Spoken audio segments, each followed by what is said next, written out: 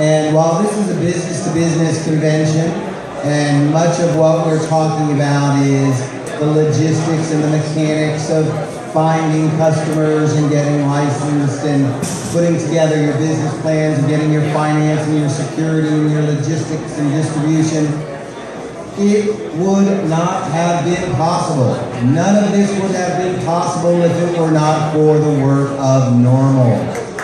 So I, for one, am going to applaud the national organization for the reform of marijuana laws, and I hope you do as well. So here to talk to you about the business alliance that NORML is putting together now that we have legal marijuana here in the state of Washington is Bailey Hirschburg. Please give a warm welcome.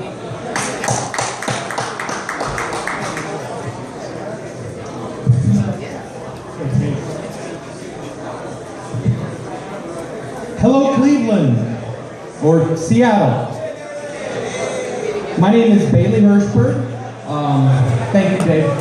As Dave Rhymes mentioned, I'm with the Washington State Chapter of the National Organization for the Reform of Marijuana Laws. And that's exactly what we do. We were happy to support I-502. We're happy to continue to lobby the legislature for appropriate changes to the future of the medical marijuana law, for appropriate changes to the future of our recreation laws. And I'm here today because we're actually transitioning from consumer advocacy to consumer protection and to a partnership with the marijuana industry in this state that I think if you're on the ground floor of this is going to be amazing for you and amazing for your opportunities. So I'm going to explain a little bit about it. I'll answer questions, but keep in mind, some of this stuff was just told to me recently. So I'm learning with you about the opportunity and the potential here. But here's the concept behind the NORML Business Network. We're going to be an initiative to bridge consumer advocacy with you, the cannabis industry, by collaborating with the marijuana companies and ancillary businesses. And those businesses are committed to using their enterprise as a positive example of corporate social responsibility and a platform for ending marijuana prohibition nationwide. So this is going to be very smart for you in the long term because this will be supporting the type of advocacy that opens up new states to you, that opens up new markets, that takes this from Washington and Colorado to California and Alaska and Maine and Oregon and Nevada and Massachusetts. The main objective for our initiative will be to advocate for your high standards as an industry and to encourage you as businesses to commit your own corporate model to one that integrates the interests of your customers and of the communities you're in into the fabric of your daily operations and of your business DNA. This is going to be similar to the Better Business Bureau. Stores of products that carry the logo of a NORML business partner will confirm that they're operating values-driven enterprises. They're looking out for best interests of their customers and the interests of their community and even the interests of the environment as a whole. We're going to promote these good corporate citizens to a national audience, which in turn will help solidify the integrity of legalization as a public policy and ensure the sustainability of the industry as reform takes root nationwide. That's what I was talking to you about a moment ago.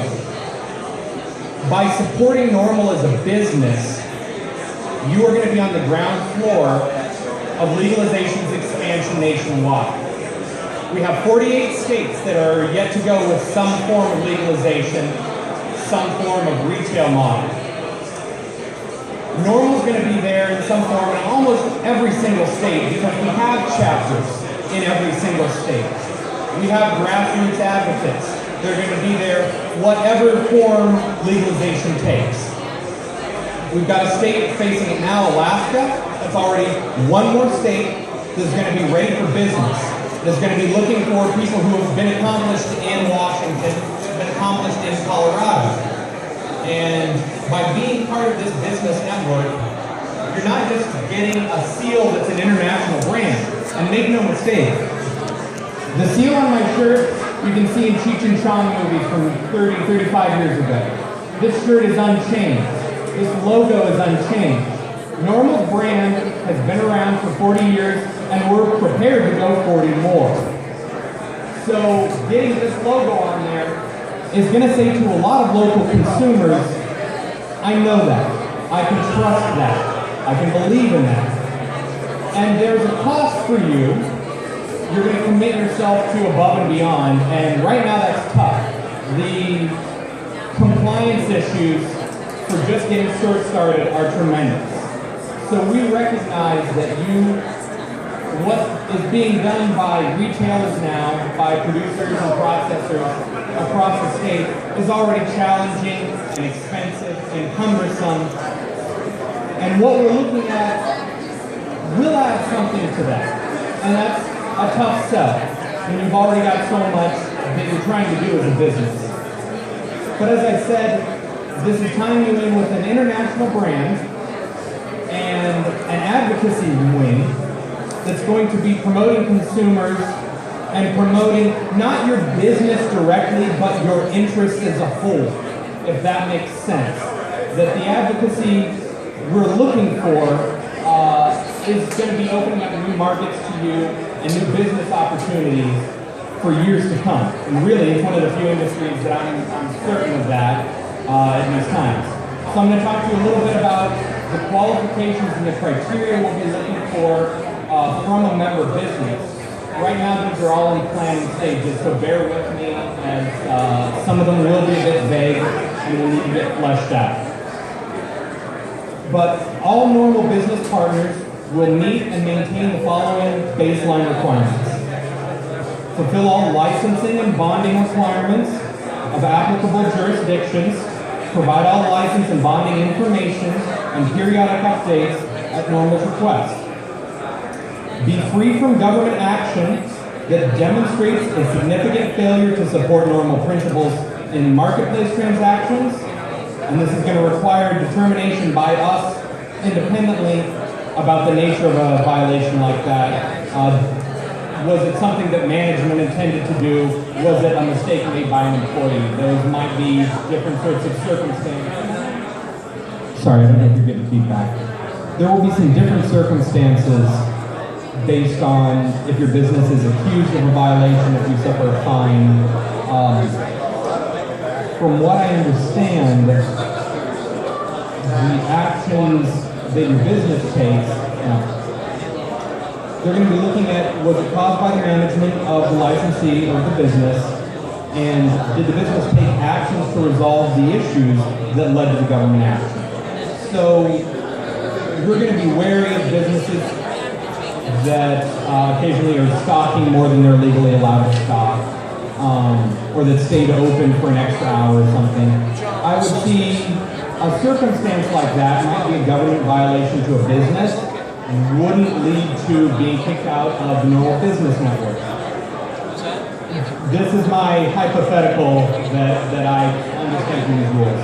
Bigger violations, your business knowingly letting marijuana traffic to another state, selling to minors, there are going to be those types of infractions that we're going to say no.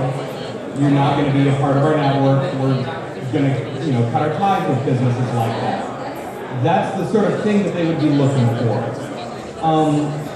Businesses that are honoring customer service expectations, making good faith efforts to resolve complaints and issues that are coming from customers. That's a pretty basic mechanism. Most of your businesses are going to be engaging in that in some way. And just being clear that you are taking those customer service steps will be another baseline component of us wanting to support you as part of the business network. And finally, avoiding involvement by the business or its principal licensees or operators in activities that reflect unfavorably on or otherwise adversely affect our public image or the image of other business network partners. And that's, again, the sort of thing when I was talking about government action. These are behaviors that might not be criminal but might be irresponsible. You freely gave, pot to some party or event that went south fast. I know these are the sorts of things you're aware of and that hopefully you're trying to do as businesses anyway, and so it should seem basic. But it also will get to more complex social components based on what your business involvement with customer base, maybe working with mainly other licensees. If you're a retailer, then you're starting to deal with the public and all of their idiosyncrasies that come with dealing with individual customers. So just kind of being very into business that what you do doesn't promote your responsible use, doesn't promote reckless driving,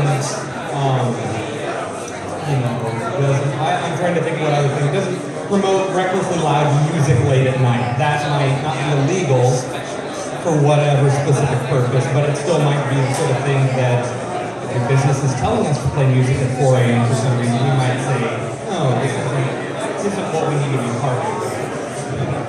So,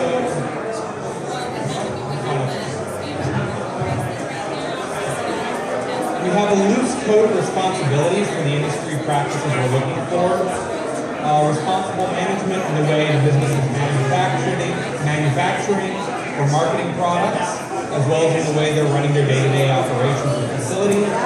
Operations that are closer to values-driven enterprises, principles that include social justice and consumer protection, dedication to accountability by continually improving and tracking your business progress, operating with some clear transparency in every facet of your business.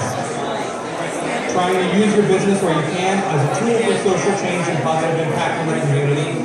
I would say that's the sort of things the clever businesses out there are doing right now, and that is meeting with local officials, meeting with regulators, going above and beyond in their presentation of the business to put a good face on what they do as a whole industry to local governments, to city officials, and to the communities where you operate. An overall commitment to extraordinary practices benefiting workers, customers, communities, and the environment. You know, a lot of businesses are going to be able to get away in the next few years with cutting corners, giving people less and charging more, and expecting more deregulation from the government just as par for the course. Marijuana is going to be different.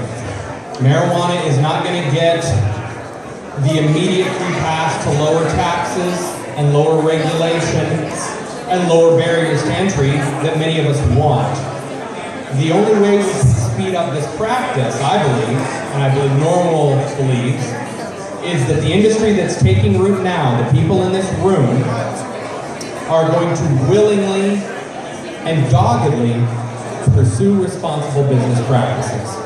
That's what we're asking, that's what we think many of you are doing, and we think there should be a reward to you for doing that by associating with us, and admittedly, a reward to us because image matters, and responsible businesses, responsible business communities are going to help our image and help our advocacy. So there is things that will be benefits. I would say economically to you, the financial benefit to you will be a longer term thing. They haven't said anything about fees. I don't imagine we're asking for anyone's life savings to become a business partner. I don't believe we're going to add great costs and extra paperwork to your enterprise. But at the same time, we're not certain what this marijuana market looks like right now. We don't know where the NORML brand will be with consumers, how familiar they'll be beyond activists like me who have known NORML for many years. This is an exciting time for us and the advocacy that we do going forward. This is a very exciting time for you and the enterprises that you're launching. Have copies of the business network, the information that I've just talked with you about, and that 9 of you have listened to. Thank you, all 9 of you. And we'll definitely be over at the table to answer questions.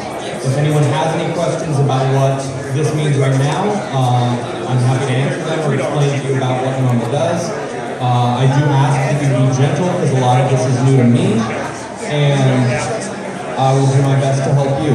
So I want to thank you all so much for taking time to listen, taking time and money and sweat and blood and tears to start the businesses that you're starting. And for being here today and hopefully being committed to the practices that we need going forward and that you need to help your businesses grow. Thank you all so very much. If anyone has any questions, please let me know.